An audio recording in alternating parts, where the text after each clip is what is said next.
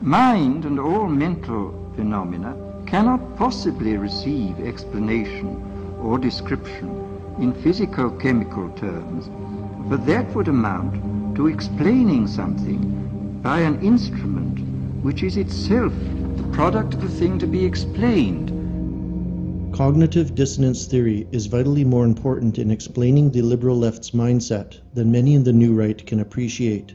Although frequently invoked by mainstream conservatives to ostensibly criticize liberals' incoherence and hypocrisy, cognitive dissonance should be applied more broadly and explored more deeply than it is.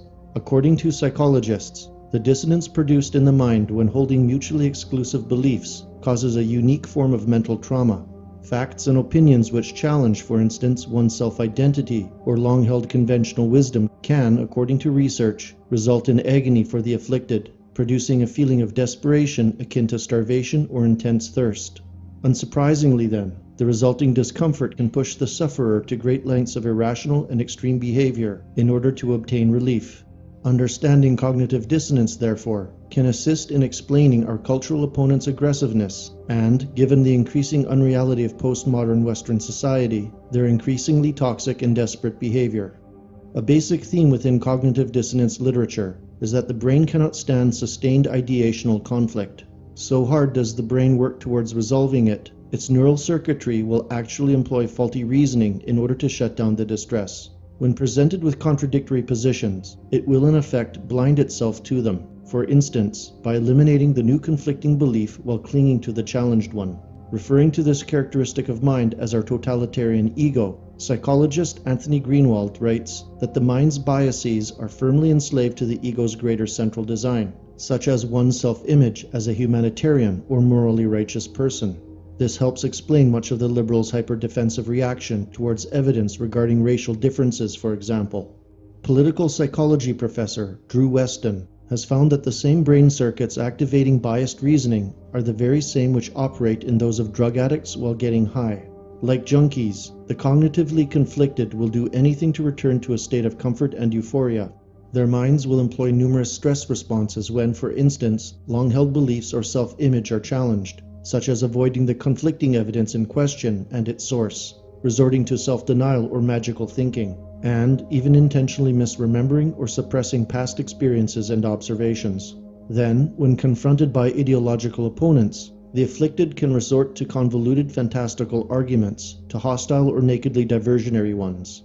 As cognitive dissonance expert Margaret Heffernan states, humans are prepared to pay a very high price to preserve their most cherished ideas.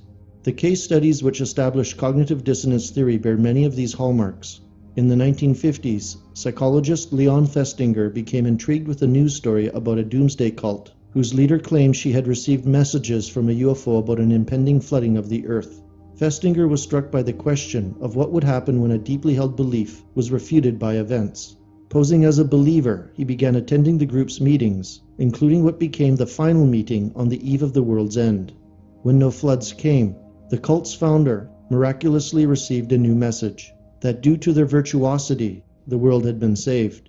As he wrote in his book about the case, entitled When Prophecy Fails, far from being unswayed, the cult felt joyous that their belief system still remained intact, and became even more adamant in their convictions. Those researching the foundations of cognitive dissonance often cite the work of the late Harvard psychologist B.F. Skinner when explaining various biases that can occupy the mind. A pioneer of what is now referred to as positive-negative reinforcement, Skinner conducted experiments in the 1930s, wherein he placed a hungry rat inside a box with a lever which, when pressed, delivered food.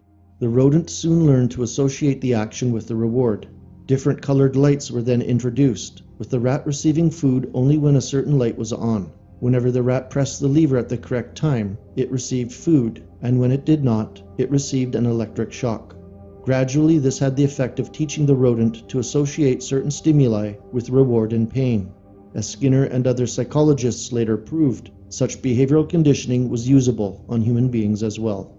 Years later, after applying this model of behavioral modification to personal views and opinions, psychologist Judson Brewer stated that the more positive and negative reinforcement is repeated, such as publicly praising and scolding someone, humans could be made to internalize specific social views or develop a predisposed lens through which to see the world.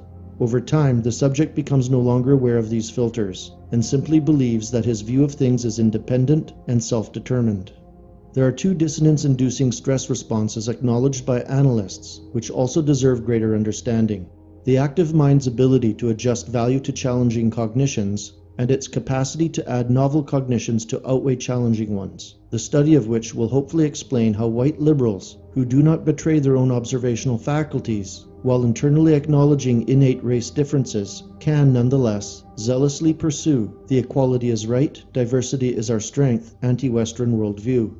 Regarding the former, intellectually dishonest white liberals may adjust down the importance that IQ disparities play in society, thereby reducing their discomfort by explaining how they can be overcome through better diet in childhood or increased investment in inner urban education.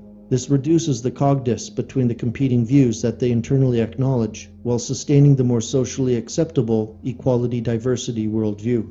In the latter, similarly situated white liberals will add new cognitions, for instance, by adopting the notion that regardless of the reality of race, European nationalists only wish harm towards non-whites and therefore must be countered socially and politically. Again, the mental anguish of dealing with these uncomfortable choices is therefore resolved.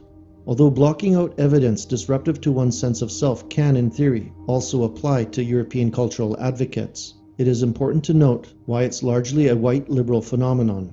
Such persons operate in a constant state of neurotic discomfort and uncertainty.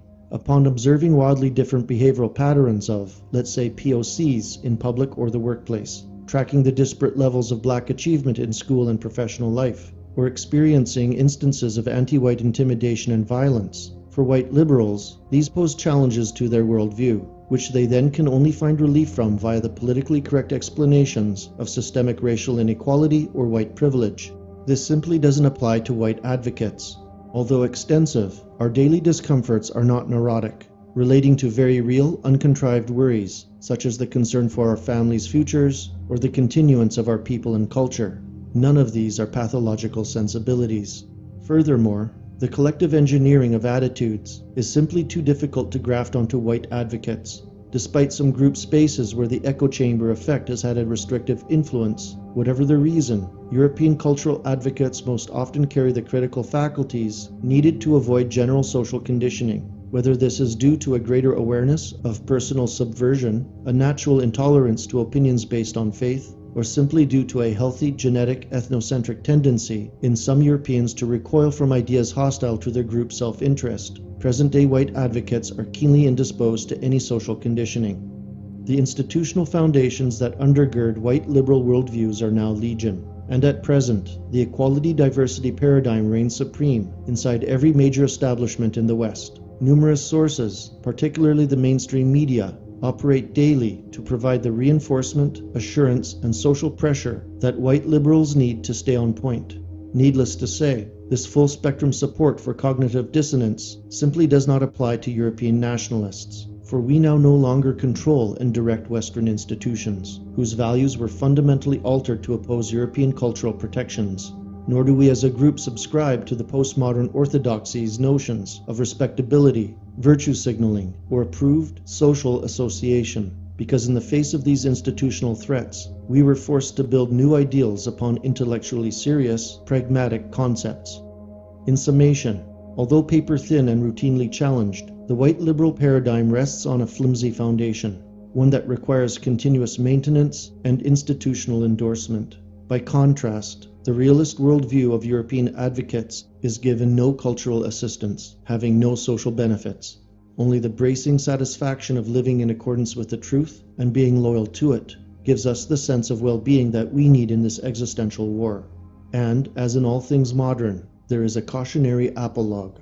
The liberal paradigm will continue to develop cracks as its contradictions to reality within Western society increase. The fear and anguish caused by the collective cogdis will become increasingly externalized, pathologizing every facet of the establishment's cultural power against our existence. Ever more hysterical calls and campaigns for our moral exclusion will most certainly occur, and, ever more probable now, so will the appeal for our outright extermination.